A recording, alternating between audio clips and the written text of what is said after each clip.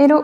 Aujourd'hui, je vais vous montrer comment on utilise les propriétés des composants pour pouvoir mettre à jour un tableau plus rapidement. Donc, le problème qu'on rencontre avec Figma, c'est que pour éditer un tableau, déjà pour créer un tableau, on a deux façons de le faire, soit c'est des colonnes, soit c'est des lignes, et ensuite pour l'éditer, on se retrouve souvent un petit peu coincé. On est obligé en fait de prendre les éléments plus ou moins un par un, on peut pas trop faire comme dans Excel où juste en utilisant la touche Tab, on peut passer d'une case à l'autre. Donc ce qu'on va essayer de faire aujourd'hui, c'est de contourner ce problème en utilisant les propriétés de Figma. Donc, pour ça, on va avoir en fait besoin d'un élément que j'ai appelé tableau, mais en fait c'est plutôt une colonne, donc un composant en fait d'une colonne, de prendre chaque élément de ce composant et d'utiliser ce bouton ici, créer une propriété de texte qu'on a déjà vu dans une vidéo précédente, et on va l'appeler par exemple élément 1. Ici, on a 4 éléments, donc vous pouvez voir que ça prend un petit peu de temps, mais nous, ce qui nous intéresse, c'est en fait d'avoir à le faire qu'une seule fois, et ensuite de pouvoir aller plus vite. Donc ici, élément 3, et enfin,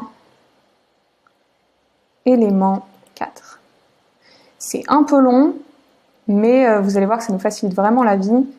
Ensuite, donc on peut prendre plusieurs colonnes, admettons 3 colonnes, qu'on va pouvoir ensuite faire ce qu'on veut, mettre pourquoi pas dans un auto-layout pour faire un tableau, peu importe, l'insérer dans un écran.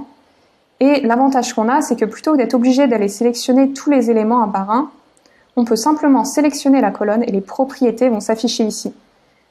Donc là, je peux assez facilement mettre 1, 2, 3. Je ne sais pas si vous voyez, mais je ne clique pas en fait, j'appuie juste sur Tab, comme dans un tableur, pour pouvoir changer ces valeurs. Donc voilà, ça permet de modifier un petit peu plus rapidement, surtout si on a des tableaux de nombres, qu'on veut des nombres réalistes. Il y a plusieurs façons de le faire, on peut le lier avec Google Sheets, mais ça permet de le faire uniquement dans Figma, sans utiliser d'autres éléments. Et vous pouvez voir, après je l'ai réutilisé.